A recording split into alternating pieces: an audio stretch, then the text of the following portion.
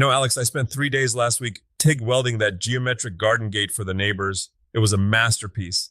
Every bead looked like a stack of dimes. I was so proud. I just stood there admiring the raw steel and the humidity. I can see where this is going. You left it out overnight, didn't you? I did more than that. I figured a little morning dew wouldn't hurt while I went to grab some fancy clear coat. By the time I got back, the whole thing looked like it had been pulled from the bottom of the Titanic. Orange fuzz everywhere. It's a gut punch when the metal decides it wants to go back to the earth before you're even done building it. That's the heartbreak of the hobby. We spend 80 hours fabricating, and then we treat the finish like an afterthought, like putting a cheap bumper sticker on a Ferrari.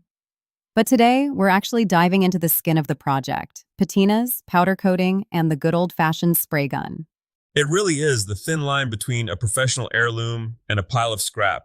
A finish isn't just a pretty face, it's a suit of armor. If you pick the wrong chemistry, you're basically just gift wrapping your hard work for rust to eat later. Let's start with the big one: powder coating. People talk about it like it's this magical, indestructible shield. How does it actually work in a way that's different from just painting something very thickly? It's basically static electricity doing the heavy lifting. Instead of liquid paint, you're spraying flour fine plastic dust, resins, and pigments. You hook a ground wire to your workpiece, and the spray gun gives the powder a positive charge. The powder literally leaps through the air to hug the metal. It wraps around corners and hides in crevices like it's scared of the dark. So no drips, no Tiger Special runs down the side of the bracket? None. It's incredibly forgiving during the spray. But the magic happens in the oven. You bake it, the dust melts into a liquid film, and then it cross-links into this hard shell. It's like shrink wrapping your project in industrial-grade plastic. But there's a catch, right? I can't exactly throw a 6-foot gate in my kitchen oven next to a tray of brownies. Please, for the love of your lungs, never do that. The fumes will make your cookies taste like a tire fire and probably ruin your health. Oven capacity is the wall every maker hits. If it doesn't fit in the box, it doesn't get the coat. That's why the big industrial shops have ovens the size of shipping containers. I was reading through some specs from Southern Perfection, and they mentioned powder chemistries. I thought powder was just powder. Apparently, if you use the wrong one, the sun will eat it. Oh, absolutely. If you use an epoxy powder on something that sits in the driveway, it'll look great for a month, then start chalking and flaking like a bad sunburn. Epoxies are the bruisers, tough against chemicals, but they hate UV light. For the outdoors, you want TGIC polyester. It's the workhorse. It can bake in the sun all day and keep its color. So, epoxy for the indoor shop stool, polyester for the patio furniture. You got it. And if you want to get fancy, there's urethane for that super smooth high-end look. But honestly, most of us are just trying to hide the fact that our grinding wasn't perfect, which is where hammer-tone or textured powders are a lifesaver. They have a bit of a golf ball texture that masks a multitude of sins. I was waiting for you to mention how to hide mistakes. That leads us to the rival, wet paint. It feels a bit old school compared to electrostatic powder, but it's still everywhere. Why would I pick a spray gun and liquid over powder? Size and heat. If you're working on something massive, like a car frame or a bridge, you aren't putting that in an oven unless you're a billionaire. Also, some components have rubber seals or temper-sensitive bits that would melt at the 400 degrees needed for powder. Wet paint is versatile. You can do multi-coat systems, a zinc-rich primer to fight rust, followed by a high-gloss top coat. And the finish quality? A world-class wet paint job will beat powder for pure depth and shine every time. Think of a classic car. You don't powder coat a 1967 Mustang. You want that liquid glass look. But man, you pay for it in labor. Sanding, priming, sanding again. It's a test of your soul. I remember helping you paint that workbench. I think I spent more time picking cat hair out of the wet enamel than I did actually spraying. That's the home shop tax. If you don't have a clean room, the universe will provide a mosquito or a piece of lint to land right in the center of your perfect finish. Let's pivot to something a bit more artistic: patinas. When I see your copper or steel pieces that look like they've been sitting in a foggy forest for 50 years, I know you didn't just leave them in the rain. Well, sometimes I do, but usually it's controlled chemistry. A patina is basically just a sped up version of what nature does. You're oxidizing the surface on purpose. With steel, you can use things like Birchwood Casey Super Blue to get that deep, gunmetal oily black. For copper, you're looking at liver of sulfur or ammonia to get those greens and browns. It feels like alchemy, but isn't it unstable? Like, if I touch it, does it come off on my hands? It's fragile. It's a layer of corrosion after all. You have to lock it in.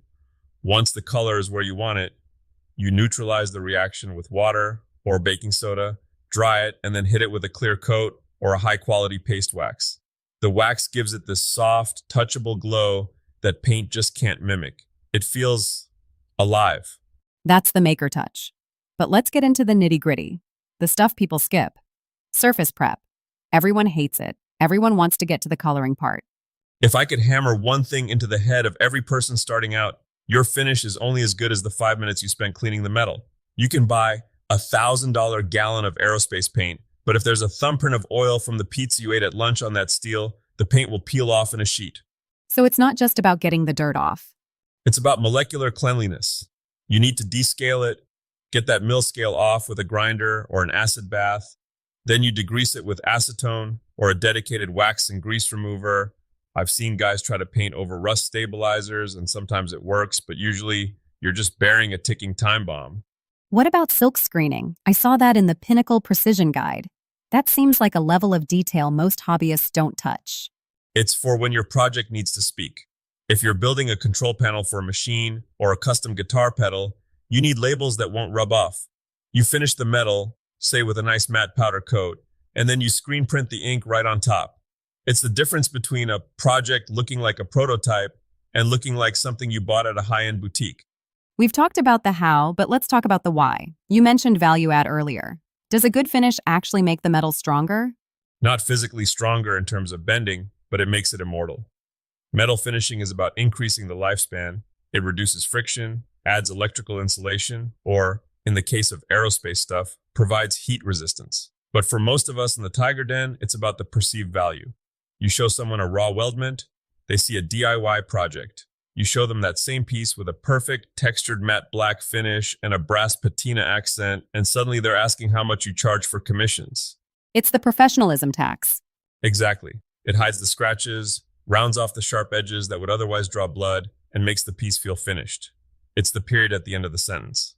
Okay, Tiger, give us a disaster story. I know you have one involving a finishing fail that still keeps you up at night. Oh, the purple picnic table. This was years ago. A client wanted a bright candy grape purple powder coat on a wrought iron set. I prepped it, sprayed it, and put it in my makeshift oven. But I got distracted by a phone call and forgot I dialed the temperature up too high to preheat. Oh no. I came back, and the purple had turned this sickly, burnt marshmallow brown. The pigment literally scorched. But the worst part, it had fused to the rack. I had to spend 2 days with a torch and a scraper just to get the ruined plastic off so I could start over. I lost money on that job, but I learned that a timer is the most important tool in the shop. The burnt marshmallow incident, a classic. So, what's the takeaway for the folks listening who are staring at a raw piece of steel or aluminum right now? Don't rush the ending. You've done the hard part, the cutting, the joining, the sweating. Treat the finish like the tribute it is to your hard work. Spend the extra hour on the prep. Experiment with a patina on a scrap piece before you touch your masterpiece. And for heaven's sake, read the label on the can. The engineers who wrote those directions aren't just making suggestions, they're trying to save you from yourself. And maybe keep your snacks away from the degreaser. Especially the pizza. Grease is the enemy of the state in this shop. Well, there you have it. Whether you're baking plastic in an oven, spraying liquid in a booth, or playing chemist with a bottle of acid, the finish is where your project finds its soul. And remember, if it doesn't look right the first time, there's always the sandblaster. Nothing is permanent in metal. That's the beauty of it. See you next time in the den. Keep the sparks flying, folks.